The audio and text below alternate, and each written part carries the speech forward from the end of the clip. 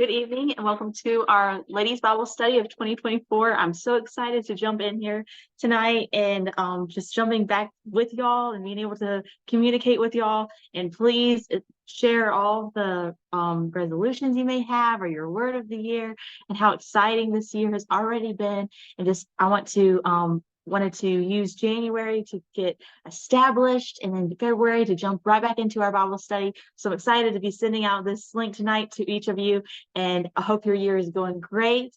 Tonight we're starting with a series for February. So tonight we're talking about loving God and our relationship with God. I know February is a lot about love and Valentine's and how beautiful all of that is. And so each week I want to dive into our relationships with the individuals in our life. And first and foremost, that is God. And so I do want to start off with prayer, and then we'll jump right into God's word.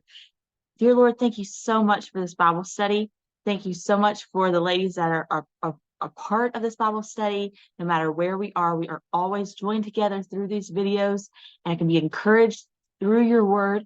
Please help the words that I speak to come across clearly, that may encourage, and that we may all glorify you in all that we do, no matter where we are at in our life, that we're glorifying you. In Jesus' name I pray, amen. So I want to look at Psalms chapter 63. I sent that out on the picture for everyone, that we're looking at Psalms chapter 63. And I think it's great with the story of David, and how David became king, and he had everything that he could ask for. If you imagine, this is a king. Here he can have whatever he wants. He has his riches, he has his life, and he's sinned, he's glorified God, he's just had a life. And in Psalm 63, I think it's so beautiful, where it says, "O God, thou art my God, early will I seek thee, my soul thirsteth for thee, my flesh longeth for thee in a dry and thirsty land where no water is, to see thy power and thy glory, so as I've never seen in the sanctuary, because thy loving kindness is better than life. My lips shall praise thee." And you can go on, that no matter what David had in his life, despite all the things that David could get in his life, here he is saying that, God, I need you. My soul is thirsting for you. I'm not desiring the things of this world, but I am longing and wanting to love after you, because thy loving kindness is better than life. Being close to God, having this relationship with you, Lord, having my soul longing for you, wanting to have you near in my life, that's better than my life can be. My life is nothing without first loving Christ, having this relationship with God in my life. And so first and foremost, if you're not saved, this is not going to be able to apply to you, because that gap is still open. We must have received Christ's salvation, must come to him through his son, Jesus Christ, to have that communion again with him. He has been able to bridge that gap, close that gap. We can have a relationship with Christ, but we must first and foremost be saved. But in Psalm 63, I want you to read all of Psalm 63. It's just wonderful how my soul is just going to go after the Lord. I want to chase after him. I want 2024 to be a year that I am loving God, and I'm going to embrace him. I'm going to draw nigh to him. And I'm jumping ahead. But in Psalm 63, we look for close relationships. David has gone after so many things in his life. We've read the story of David. We know the story of David. For us, we can apply ourselves to the story of David, that we chase after things. We're wanting that closer relationship. We're wanting friends. We're wanting to be closer to people in our family. We're wanting to be closer to people within our church. And all these relationships can be good. We look for something that's built close. We want that close relationship. We're built for that. God designed us to have that close relationship. We're designed to have that garden relationship that he speaks of in Genesis. We're designed to have a close, deeply satisfying relationship that edify, encourage, and empower us. We're searching for that, but it's only found through Jesus Christ. It's only found through our relationship with God. It's only whenever we dive into his word and we chase after him, and that whenever we're loving after God, can we have that fulfilled relationship. It only comes in him, through him. In Genesis, God loved us so deeply that he created us in his image. He created us to have that relationship. He didn't have a relationship with the sky and with the clouds, with the sun and the stars. He didn't have that relationship with the birds and all the animals. He designed us, created us in his image for us to have that close relationship with him that truly satisfies, a relationship that was truly satisfies but our sinful state. We sinned against God. He took it. Could not come to that garden. We did not have that garden relationship anymore. We sinned against him. Sin completely divided us. He bridged that gap with his son, Jesus Christ, and how beautiful, again, I read, the story of the crucifixion this morning, how beautiful that is, that God gave his only son for us. He bridged that gap for us. And again, we'll sin and we sin. After accepting Jesus Christ, we still continue to sin, and our relationship seems marred because of that sin is going to divide our close communion with God. We can't love our sin. We can't go after our sin. We can't go after these other things of the world and have that close relationship with God. But John chapter 8, we'll go to John chapter 8 and verse 36.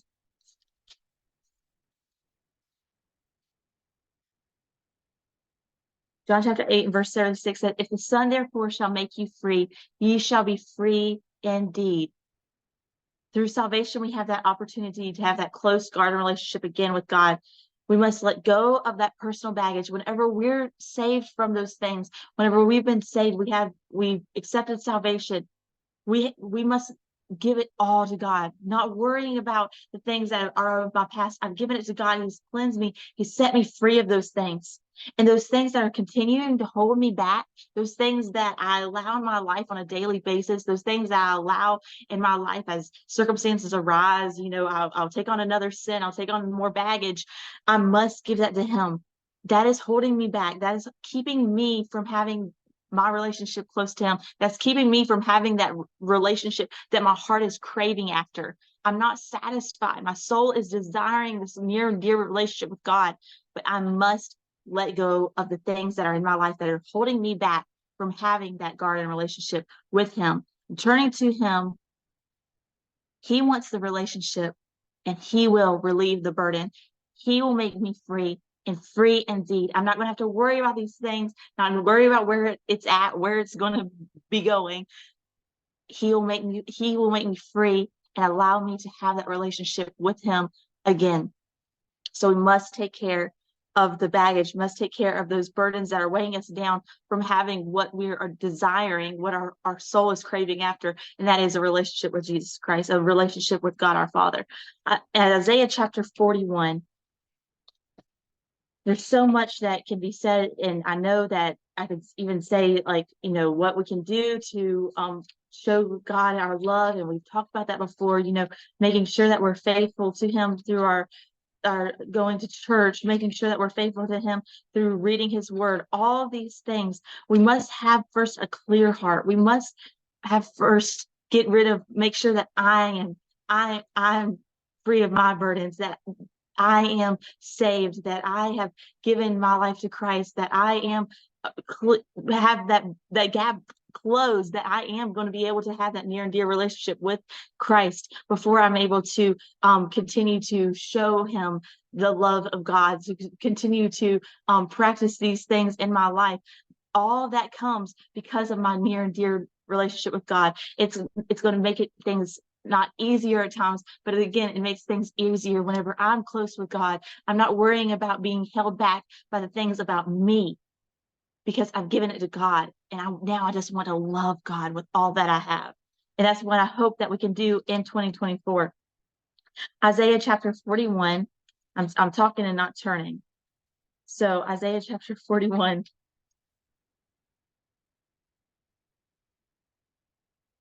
In verse 10. And again, this is just things that I've looked after in my devotions about loving God and wanting to love God and wanting to show my love to God and getting that near and dear relationship, having a garden relationship this year. And so many things can be for you as well. And whenever you're diving into your devotions, just look at, how does loving God look for me?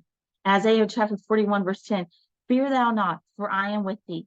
Be not dismayed, for I am thy God. I will strengthen thee. Yea, I will help thee. Yea, I will uphold thee with the right hand of my righteousness.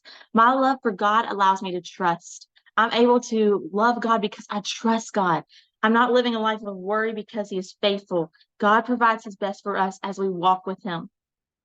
Although there's many times I say, I just read that it's God's best for us. And we think that this can't be the best because this is not what I planned out. But this is God's best. His best is not what we always think is the best, but he continues to be faithful. Hebrews 11 and chapter 11, chapter 11, verse 6. Let me go to that real fast. But as I was thinking about us trusting in God and us following after God and us wanting to have faith in the Lord and knowing that that I don't have to worry. All these things are so hard for us as humans because we compare our relationship with God as a relationship with one of the girls at church or, somebody at school or somebody at work. We compare our relationship with even our husband, and it's not the same. Our trust and our faith, it cannot be the same in another person as it can be in God. He is true. He is faithful, and he will continue to be faithful, as Isaiah chapter 41 just said.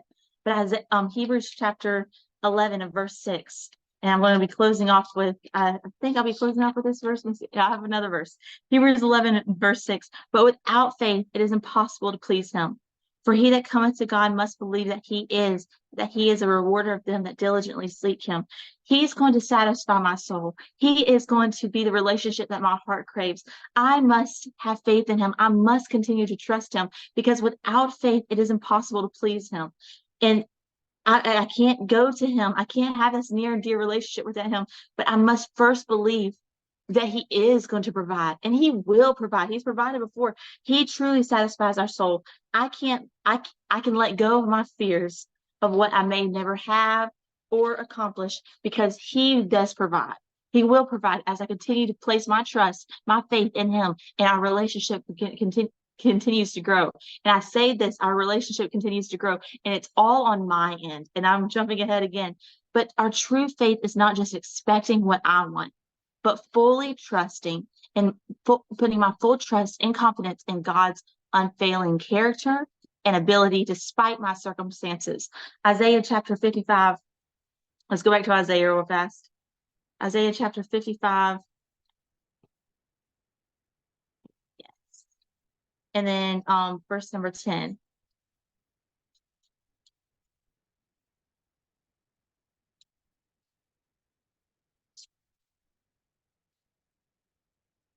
So close.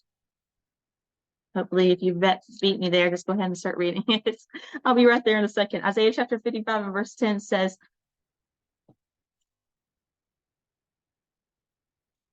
for as the rain cometh down and the snow from heaven, and returneth not thither, but watereth the earth, and make it bring forth the bud, that it may give seed to the sower and bread to the eater, so shall my word be that goeth forth out of my mouth. It shall not return unto me void, but it shall accomplish that which I please, and it shall prosper in the thing whereto I sent it. Everything that all these promises that he's given, again, we have such a hard time at times thinking that this is a promise as a promise from your somebody in your family. I promise you I'm going to do this, or somebody in town says, I promise you that they're going to come to church and they end up not doing. This is not these earthly promises. This is a promise from the Lord. What he has said to us, he accomplishes what he promises. My relationship with him grows as I show real faith, trusting God that he fulfills his promise. And this is so hard. And as I was doing this devotion, I was like, wow, this is so difficult, even for me at times, trying to place my trust in God, but knowing that he will fulfill his promise. And it's not in my timing, but it is in his timing. And it's not always my best, but it is for my best. It's not what I'm trying to say. It's not what I would have chosen, but it's what he has chosen for me. And that's more perfect. That's better than anything that I would have been able to plan out for myself.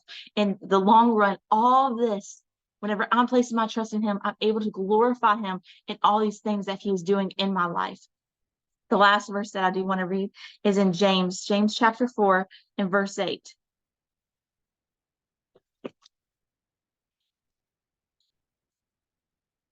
James chapter 4 and verse 8 says, draw nigh to God, and he will draw nigh to you. Cleanse your hands, ye sinners, and purify your hearts, ye double-minded. I didn't want to go through this whole Bible study without saying, and I think I briefly said it a moment ago, but I don't want to go through all of this and saying that us loving God, us chasing after God, this is not something that he's going away from. This is not something that I'm having to just run my little breath out for and having to work for and having to, just like be overwhelmed with trying to get a relationship with God.